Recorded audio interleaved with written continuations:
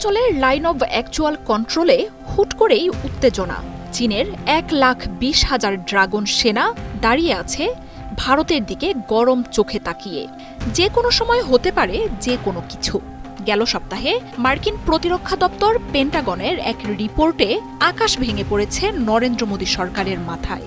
ওই রিপোর্টে মার্কিন গোয়েন্দারা বলছেন, ভারত চীন সীমান্তে শি জিনপিংয়ের এক বিশাল সেনাবহর অবস্থান করছে, রয়েছে উন্নত যুদ্ধাস্ত্র। এসব তথ্য দিয়ে 2020 সালের মতো ভারত চীন আরেকটি সীমান্ত সংঘাতের শঙ্কা জানাচ্ছে যুক্তরাষ্ট্র।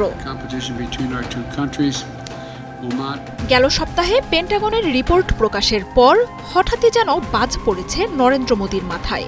ওই রিপোর্টে মার্কিন গোয়েন্দারা জানাচ্ছেন, সীমান্ত থেকে আদতে সেনা সরায়নি শি জিনপিং।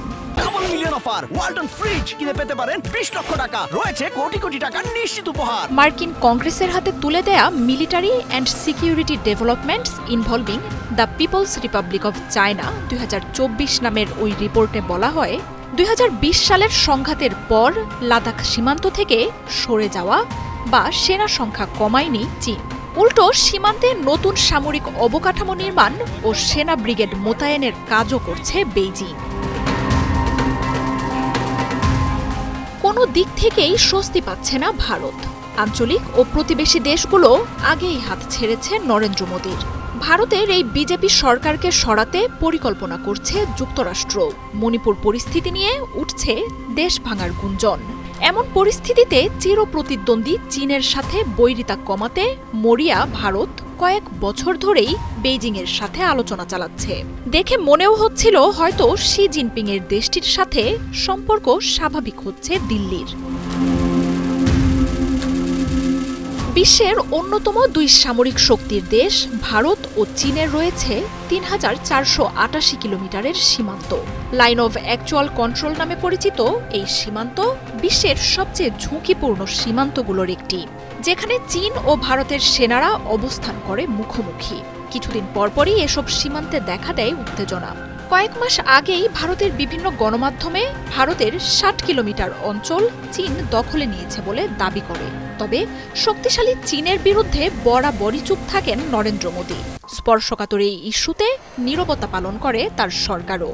আর এই নিয়ে বিজেপির সরকারের ব্যাপক সমালোচনাও করে বিরোধী দলগুলো। এর আগে 2020 সালে লাদাখের গালওয়ান ভ্যালিতে চীন ভারতের এক রক্তক্ষয়ী সংঘাতে প্রাণ হারান অন্তত 20 ভারতীয় সেনা। চীনের সামরিক শক্তি থেকে পিছিয়ে থাকা ভারত আলোচনার মাধ্যমে সংকট সমাধানের প্রাণান্ত চেষ্টা চালায়। প্রায় 5 বছরের চেষ্টার পর গেল মাসেই ভারত ঘোষণা দেয়, সীমান্ত থেকে সেনা সরিয়ে নিতে সমঝোতায় পৌঁছেছে বেইজিং। মোদি জিনপিং বৈঠকের পর ভারতের পররাষ্ট্রমন্ত্রী, নিরাপত্তা উপদেষ্টারা বসেন একের পর এক বৈঠকে। এই সমঝোতাকে নরেন্দ্র মোদী সরকারের বিশাল অর্জন বলেও প্রচার করে বিজেপি।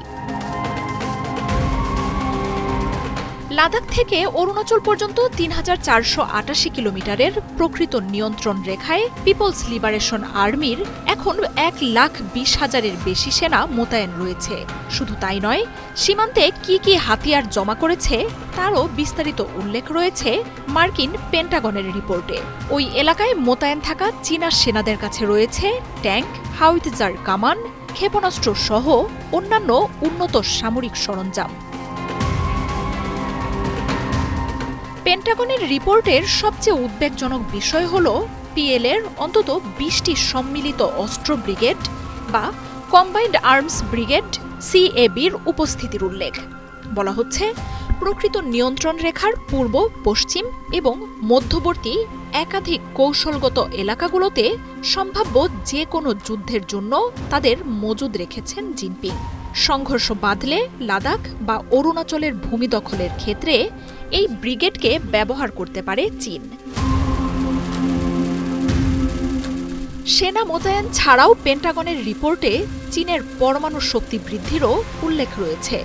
যুক্তরাষ্ট্রের দাবি, এই বছরের মাঝামাঝি পর্যন্ত পিএলের কাছে পারমাণবিক অপারেশনাল ওয়ারহেডের সংখ্যা ছিল 600, 2030 সালের মধ্যে সংখ্যাটি 1000 ছাড়াতে পারে।